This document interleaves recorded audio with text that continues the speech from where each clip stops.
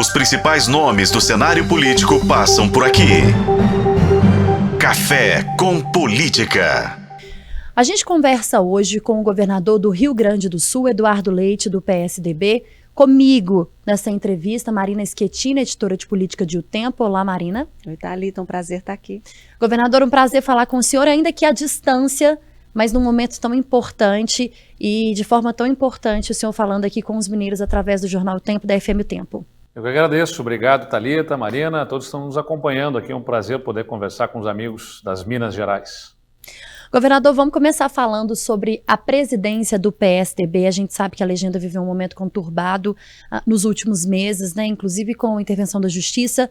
E há uma nova eleição marcada para a semana que vem. O senhor já disse que não tem interesse em ficar no comando do partido como é atualmente. Essa decisão mudou? Na verdade, logo que passamos a eleição do ano passado, 2022, houve um apelo de um grupo de lideranças do partido de que eu assumisse a presidência. Eu mesmo alertei naquele momento de que, olha, embora eu seja governador reeleito por um segundo ciclo de mandato, é um novo mandato, é um novo momento, uma nova etapa de um governo, e isso me demanda muito no governo do estado do Rio Grande do Sul. Meu compromisso é com os eleitores que me escolheram aqui governador pela segunda vez, o primeiro a ser reeleito na história aqui do Rio Grande do Sul, desde a redemocratização e pelo menos em 100 anos. Né? Então a gente tem um compromisso local que acaba dificultando a vida partidária, né? O atendimento, as questões internas do partido, há uma dificuldade para cumprir essa agenda. Mesmo assim, né, fui convencido de que no momento que a sigla vivia, era importante assumir para ajudar a discutir um reposicionamento do partido a um momento novo da nossa vida partidária. Então fiz isso, abrimos um ciclo de discussões, abrimos um ciclo de debate sobre o posicionamento do partido, fizemos uma carta síntese do PSDB sobre as suas diretrizes, né, do ponto de vista de pensamento político, reposicionamos a marca do partido e destaquei aos meus colegas do PSDB de que entendo que é o momento de passar esse bastão adiante para que alguém que possa ter maior disponibilidade de tempo venha a conduzir especialmente o partido no momento das eleições municipais. Ano que vem tem eleição municipal, vai ser importante fazer articulação com outros partidos políticos, tem a questão da definição das distribuições do fundo eleitoral, enfim, e isso vai precisar de alguém que tenha disponibilidade de tempo acima de tudo. Eu vou continuar colaborando, vou continuar dando a minha contribuição. O PSDB, embora tenha suas dificuldades num contexto adverso da política nacional, é um partido necessário para o país, no centro, não no centrão simplesmente, mas no centro, com razoabilidade, com sensatez, com equilíbrio, com visão de gestão pública, com grande contribuição dada ao Brasil ao longo da história, e por isso nós vamos trabalhar para que esse partido recupere o protagonismo e volte a ter a capacidade de contribuir ainda mais com o país. Governador, o senhor acha que é possível unificar o PSDB depois de tudo que já aconteceu? E como que o senhor acha que é possível fazer isso? Só para completar a pergunta, o senhor deixando a presidência, se eleito alguém que não seja do grupo do senhor, o senhor acha que pode prejudicar as costuras para uma possível candidatura do senhor em 2026? Não seria melhor para o futuro do senhor ter as rédeas disso? Eu nunca fui político de tentar mandar, de ser dono de partido, de ter um projeto para atender um interesse individual, pessoal. As aspirações são legítimas, eu as tenho também, como qualquer agente político, como qualquer pessoa, como qualquer ser humano que dentro de uma carreira profissional, dentro de um projeto de vida, se lança com a legítima aspiração de poder crescer, ter mais espaço para contribuir, né? Seja no mundo privado, seja na vida pública. Eu também as tenho, mas na vida pública a gente não deve ser conduzido simplesmente para atender a essa aspiração. E eu fui prefeito, as circunstâncias políticas colaboraram para que eu pudesse dar minha contribuição como governador do meu estado, por 2 oportunidades, e eu estarei na vida pública dando a minha contribuição, se for o caso de uma candidatura presidencial, se o contexto assim favorecer, se as circunstâncias lá em 2026 ou em outro momento derem a oportunidade para que eu possa vir a dar essa contribuição, eu vou buscar dar essa contribuição. Não preciso tentar ser dono de partido político, mandar aqui ou ali, porque é sobre liderar um projeto. O PSDB tem grandes quadros, né, mesmo que passe pelas suas dificuldades. É claro que existem personalidades do partido que pensam que o partido deva ter uma postura mais para cá ou mais para lá. Tem gente que é mais conduzida por um projeto local, regional, olhando para um estado ou para outro, enfim, ou para uma região. Tem aqueles que olham mais o projeto nacional. Existem diferenças de perfis.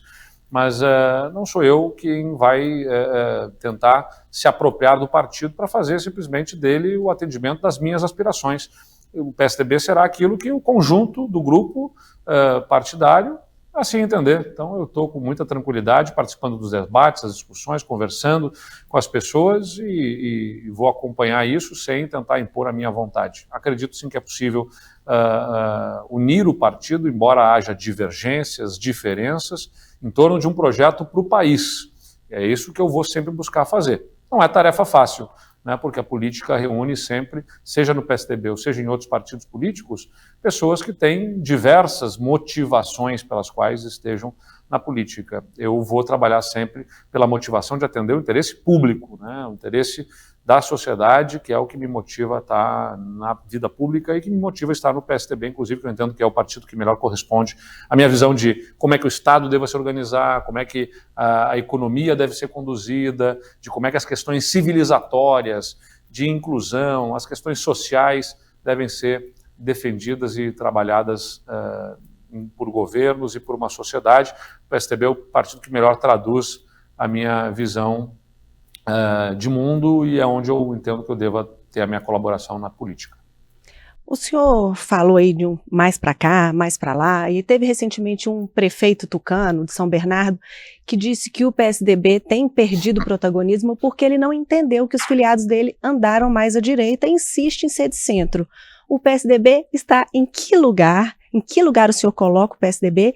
E a que o senhor deve essa perda de protagonismo do partido?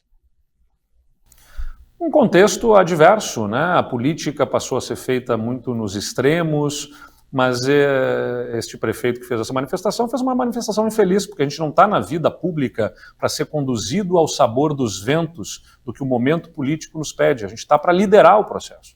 A gente deve colocar a nossa forma de fazer buscando liderar na direção que a gente acredita, e não simplesmente ser conduzido ao sabor dos ventos. Olha, agora a população está pedindo então algo mais à esquerda, então o partido vai ir mais à esquerda, aí depois por um novo ciclo, um novo contexto, a população está pedindo algo mais à direita, então o partido vai se ajustar mais à direita.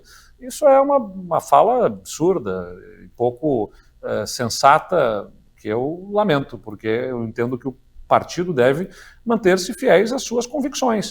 O PSDB é um partido social-democrata que entende que, do ponto de vista econômico, a gente deve ajustar a máquina pública, fazer privatizações, prezar pelo equilíbrio fiscal, rever o tamanho do governo, onde o setor privado pode estar, o governo não deve estar, então deve fazer parcerias, entregar para o setor privado, fazer concessões, eventualmente. O papel do governo é o de regular, estabelecer as regras, mas não o de operar diretamente. Vou dar um exemplo do que nós fizemos aqui no Rio Grande do Sul.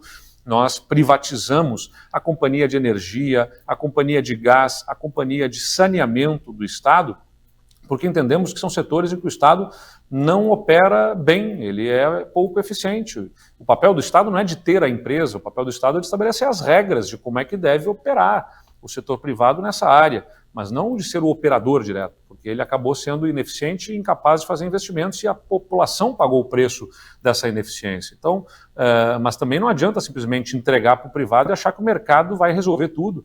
O Estado tem um papel, que é estabelecer as regras e de fiscalizar o cumprimento dessas regras, e tem o papel também, o Estado, de promover políticas de inclusão social, fazendo transferência de renda, sim, para a população que mais precisa, trabalhando fortemente políticas públicas de inclusão e que abram um espaço de oportunidades iguais para todos.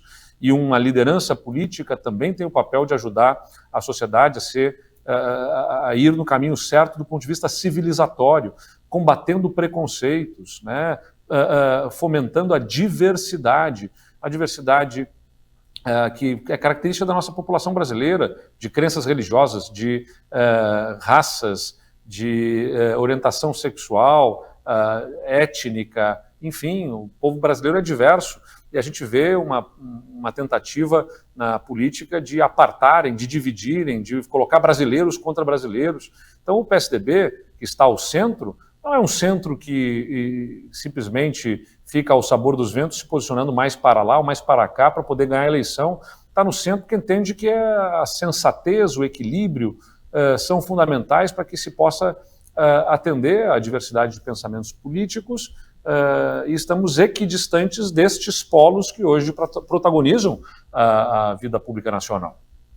Governador, ainda nessa questão da liderança do PSDB, o nome que chegou a ser cogitado é do deputado Aécio Neves, ex-senador, ex-governador por Minas Gerais, e que disse que a vontade que ele tem agora é de focar exatamente, mais uma vez, aqui no Estado. A gente sabe, nós já falamos com ele recentemente aqui na FM O Tempo, e ele falou sobre o desejo de voltar ao protagonismo de Minas. O Aécio teve um papel muito importante, né, na legenda e no Estado. Eduardo Leite e Aécio Neves caminham junto em 2026 numa narrativa de que talvez Eduardo Leite pensando uma presidência, Aécio pensando no governo de Minas, estarão juntos lá na frente nesse apoio dentro do PSDB? Essas eleições de 2026 ainda estão distantes. A gente acabou de passar pelo nosso último processo eleitoral de 2022, tivemos um primeiro ano de governo agora, 2024 será ano de eleições municipais, estamos focados nelas, né, para poder fazer com que o partido mantenha posições de relevância. É natural, por conta de não termos o governo de São Paulo, como tivemos ao longo de 28 anos, que o PSDB até diminua o número de prefeituras, né? Não tem expectativa de eleger o mesmo número de prefeitos que foram eleitos lá atrás, isso faz parte de um contexto político que será com o tempo superado, tenho certeza disso, eu insisto, a gente não está na política simplesmente para ganhar eleições. Tem uma frase do ex-presidente Fernando Henrique que diz justamente sobre isso, não é sobre uma vitória amanhã, é sobre abrir um horizonte de oportunidades. Então não estou olhando simplesmente para a eleição seguinte, estamos olhando para frente, para o futuro, muito mais amplo, né? Então, naturalmente, 2026 será novamente uma eleição de uma oportunidade de tentar tirar o país dessa divisão fratricida que coloca, como eu disse, brasileiros contra brasileiros, que fizeram as pessoas brigarem dentro das suas famílias. A vida ficou insuportável para muita gente no trabalho, entre os amigos, na família, brigando por causa de Lula ou Bolsonaro. E não é razoável que isso continue. A gente precisa criar a condição de o país ter alternativa a essa polarização radicalizada. Polarização por si só não é um problema, né? O PSDB polarizou com o PT de uma forma muito mais civilizada ao longo dos anos 90, por exemplo, do início dos anos 2000, embora tenha sido uma disputa ferrenha. Agora, esta polarização que aí está, que tornou impossível as pessoas conviverem na discussão política, ela não é desejável. O deputado Aécio Neves, que já foi senador, que foi governador, é uma figura que protagoniza a vida pública nacional, teve participação relevante, tem contribuição dada ao Estado de Minas Gerais como governador, uma contribuição ao Brasil quando foi presidente da Câmara dos Deputados e também como senador. Então tem toda a legitimidade, né, especialmente depois que superou denúncias que foram feitas em relação a ele na Justiça e que tem hoje decisões que o absolvem daquelas denúncias pelo qual passou, toda a legitimidade de se apresentar novamente na posição que entender onde possa contribuir. E é legítimo que 2026 seja um caminho em que ele se apresente novamente à sociedade mineira, dando opções também a este eleitorado. O senhor falou de preconceito por orientação sexual. Quando o senhor revelou a sua, foi acusado de tentar capitalizar eleitoralmente com isso. Mas diante do que a gente viu nas últimas eleições, na formação da Câmara, por exemplo, com essa onda conservadora, o senhor acha que o país está aberto e pronto para eleger um presidente que seja homossexual? Veja que contraditório que é, né? Se a gente fala a respeito de uma questão pessoal, posso ser acusado de estar tirando proveito político. Se não fala, está escondendo. se fala e há um eleitorado conservador, está errado. Enfim, a questão é muito mais, vai para muito além de uma questão eleitoral, é uma questão, como eu disse, de convicção do que é o papel da gente na vida pública. Eu me entendi como um homem gay aos 25 anos de idade, quando me aceitei assim, né? Eu estou com 38 anos hoje. E foi a partir justamente de uma reflexão. A gente vive numa sociedade que tenta convencer a gente de que isso é errado. Eu costumo dizer que se não foi fácil para mim, para que me aceitasse como um homem gay, como é que eu vou exigir que as outras pessoas, a sociedade como um todo, que foi criada nesse contexto, aceite de uma hora para outra? Eu entendo que existam esses preconceitos e a gente deve trabalhar para enfrentá-los e superá-los e garantir que as futuras gerações não tenham esses preconceitos. Então é um trabalho que a gente deve fazer, na minha visão, pessoas que alcançam posições como a que eu tive a oportunidade, pela generosidade do povo gaúcho, de ocupar uma posição tão importante como essa, de poder ajudar a mostrar para as pessoas que, olha, sou um homem gay e isso não me fez menos capaz de dar uma contribuição, seja como prefeito, seja como governador, para a minha sociedade, a minha vida pessoal, a minha orientação sexual, e nada interfere ou interferiu em qualquer momento na minha capacidade técnica, intelectual, na minha sensibilidade, né? Nada tem a ver com o que na política deve se desejar de uma pessoa, que é a capacidade de liderar a sociedade, de gerir o orçamento, de definir políticas públicas e ajudar a melhorar a vida das pessoas. E o Rio Grande do Sul, que é tido como um estado conservador, né, ou é lido por muitos como um estado conservador, já elegeu um negro governador no início dos anos 90, elegeu uma mulher governadora, quando isso ainda era muito raro, e continua até hoje, né? São 2 mulheres governadoras apenas no Brasil, e o primeiro governador a ser reeleito é um governador homossexual. Então, acho que a gente vai enfrentando esses preconceitos e ajudando a mostrar à sociedade que a diversidade da nossa população é um valor, é uma força, é uma alavanca para o país ser melhor para o futuro, e não um problema a ser enfrentado. Governador, quando o governo Lula tomou posse, naquele dia 1º, né, subiu a rampa o presidente Lula com algumas pessoas que representavam diferentes setores da sociedade. E uma fala muito emblemática do presidente era de que o governo seria um governo de diversidade. Mas a gente vê, por exemplo, as mulheres perdendo espaço. Tivemos a terceira baixa aí do alto escalão, a última com a demissão da Rita Serrano, da presidência da Caixa Econômica Federal. Diante dessa resposta que o senhor trouxe, através dessa pergunta da Marina Schettini, eu te pergunto, o governo federal é um governo de fato diverso, dá espaço para todos aqueles, para as mulheres, para aqueles que se colocam e que se identificam como homossexuais, para os negros, dá um espaço para que a sociedade tão diversa como o Brasil ocupe um espaço tão importante que é a política hoje? Eu acho que é inegável que ele tem muito mais diversidade do que o governo anterior, isso é claro, né? Eu sou de um partido que faz oposição ao governo, eu não concordo com rumos da política econômica, da visão que o governo tenha sobre o tamanho da máquina pública. Tem uma série de divergências e mantenho essas divergências. Isso não me impede de reconhecer que, do ponto de vista das questões civilizatórias e de política de cultura, por exemplo, eu tenho até muita proximidade com as visões que o atual governo tenha. É difícil, eu entendo, dentro da costura política, eventualmente sustentar e fazer movimentos mais arrojados ainda. O governo pode tentar, deve fazer, esse governo tem mais diversidade que o anterior, nem por isso está imune dentro das composições políticas de ter que fazer concessões. É claro que é desejável que o presidente pudesse sustentar mais essa política de diversidade dentro do seu governo. Mas eu compreendo que não seja fácil a ele. Aliás, se é para aqui colocar um ponto que nos diferencia e que, na verdade, a mim sempre incomoda em relação ao Partido dos Trabalhadores, é que se julguem donos desta pauta, né, da diversidade, como se não houvesse a preocupação em outros partidos que achem que aqueles que não estão com eles são, portanto, contra temas como este, da diversidade.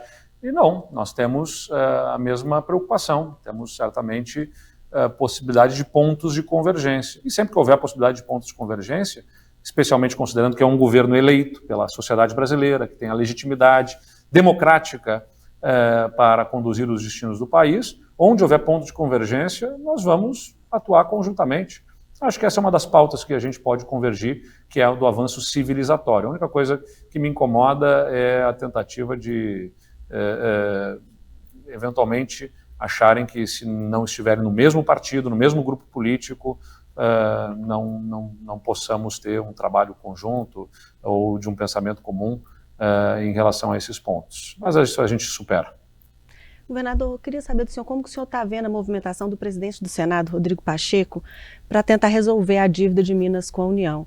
O senhor foi consultado? Essas medidas que ele apresenta ajudariam também o Rio Grande do Sul? Porque essas medidas vão mexer no regime de recuperação fiscal como um todo, nas regras do programa. Olha, eu sou um governador que tem trabalhado fortemente o tema da dívida pública, da dívida dos estados junto à União. São incontáveis as reuniões que eu fiz com o ministro Fernando Haddad e mesmo com o presidente Lula. Quando ele veio aqui ao Rio Grande do Sul, fiz questão de recebê-lo num almoço aqui no Palácio Piratini, para, com todos os dados, né, passar a ele as informações sobre que dão clareza da importância de se resolver o tema da dívida pública dos estados, porque estados muito importantes da federação têm o seu orçamento corroído por conta desta dívida. Rio Grande do Sul, Minas Gerais, Rio de Janeiro, e que estão no regime de recuperação fiscal ou em tratativas de adesão, como é o caso de Minas Gerais, e também o estado de São Paulo, que embora não esteja no regime de recuperação fiscal, tem uma dívida de mais de 250 bilhões de reais, que consome do orçamento do estado de São Paulo 18 bilhões de reais todos os anos em pagamento da dívida. Para ter uma ideia, o governador Tarcísio de São Paulo destaca isso. É mais do que o valor do que o estado de São Paulo é capaz de aplicar nas obras do metrô. Então é como se todo ano, né, tirassem uma linha inteira do metrô de São Paulo em pagamento da dívida para a União. E aí veja, você tem no Brasil estados no Nordeste, a região Nordeste, a região Norte, a região Centro-Oeste, possuem fundos constitucionais que as regiões Sudeste e Sul não têm, como que patrocinam juros para investimentos privados. Essas regiões vão ter uma maior participação, Nordeste, Norte e Centro-Oeste, nos fundos de desenvolvimento regional que vai ser criado agora na reforma tributária. Existem ferramentas de incentivo para determinadas indústrias e setores econômicos, o setor automotivo no Nordeste, a Zona Franca de Manaus no Norte, que incentivam investimentos nessas regiões, que não existem para as nossas regiões.